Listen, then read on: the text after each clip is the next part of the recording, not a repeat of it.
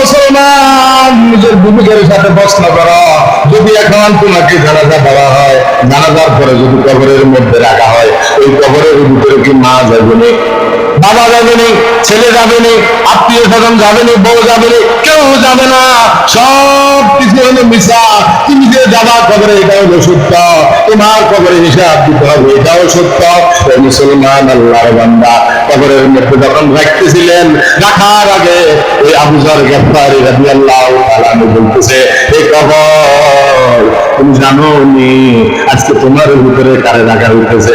ঘুরে বলেন সুবহানাল্লাহ। তোমার ভিতরে কারে রাখা হইতেছে জানো নি? বিশ্ব নবীর মেয়ে, তার সাথে তুমি ভালো ব্যবহার করিও। কবর কোন আওয়াজ দিল না। দ্বিতীয়বার যখন প্রশ্ন করলো, এই কবর তুমি জানো নি আজকে তোমার ভিতরে কারে রাখা হইতেছে? হাসান হুসাইনের মা। হাসান হুসাইন জান্নাতে যুবকদের সর্দার হবে।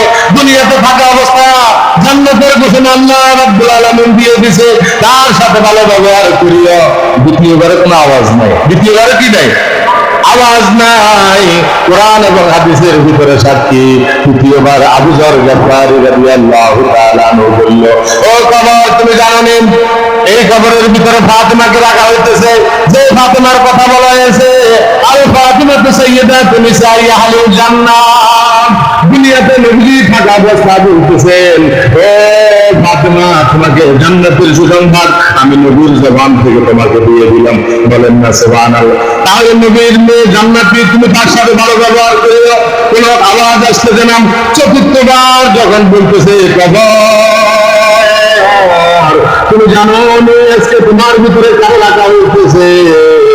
আসাদুল্লাহ আলীর স্ত্রী রাখা হইতেছে, তুমি তার সাথে ভালো ব্যবহার করিও। কন্যা সুবহানাল্লাহ। পঞ্চমবারের সময় কবরের জবানকে আল্লাহ খুলে দিছে মুসলমানের জন্য। কিয়ামত পর্যন্ত প্রত্যেক মানুষের জন্য কবর আওয়াজ দিয়ে বলতেছে বাংলা ভাষা, আমি বিশ্ব নবীর মেয়ে চিনি না, হাসান হুসাইনের মা চিনি না, খাতুনে জান্নাতের মহিলা চিনি না, আলী রাদিয়াল্লাহু তাআলা আনহুর স্ত্রী চিনি না, যে আমার কাছে দুইটা জিনিস নিয়ে আসবে। তাই না? বলেন, যে আমার কাছে দুইটা জিনিস নিয়ে আসবে, একটা হলো ঈমান আর একটা হলো আমল। বলেন, একটা হলো কি? আরেকটা হলো আমল।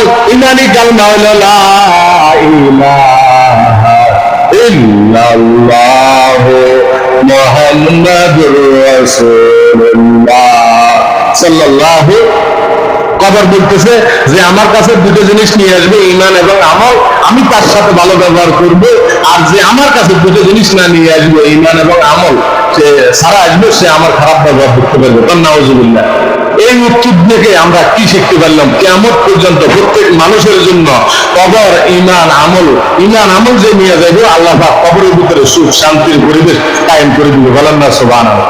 আপনি এখন ঢাকা যাবেন, পকেটে টাকা নেই আমার কাছে, এখন ঢাকা যাইতে পারতেন না, যাইতে কষ্ট হবে, মানুষের কাছে খুঁজবে, এই দিত না। আর টাকা পয়সা যদি থাকে আপনার যাইতে কি হইব? সহজ হইব, আপনি রিল্যাক্সে আনন্দে যেতে পারবেন। দুনিয়াতে চলতে হলে টাকা পয়সার প্রয়োজন আছে, আর কবরে চলতে হলে কি দরকার আছে বলেন? ঈমান এবং আমল। আর ঈমানের পুঁজি হলো কালেমা লা ইলাহা ইল্লাল্লাহ মুহাম্মাদুর রাসূলুল্লাহ সাল্লাল্লাহু আলাইহি ওয়াসাল্লাম। ঈমানের সবচেয়ে বড় পুঁজি হলো কালেমা। আর কালেমার পরে হলো 5 ওয়াক্ত নামাজ। নামাজের পরে কোরআন শরীফ, জিকির, তাসবিহ, তাহলিল, যতগুলো ভালো কাজ আছে, দান, সদকা, এই যতগুলো ইসলামিক কাজ আছে, এই কাজগুলো যদি করেন আপনার আমল সুন্দর হবে। আমল যদি সুন্দর হয়, ওই কবরের প্রশ্নের উত্তর আল্লাহ রাব্বুল আলামিন আমাদের জন্য সহজ করে দিবেন। বলেন না আমিন। ফাতেমার জন্য যদি এই আওয়াজটা আসে, তাহলে আমি কি অনেক, ওনাদের তো তুলনাই করা যায় না। 100 ভাগের 1 ভাগ আমাদের ভিতরে কি নাই।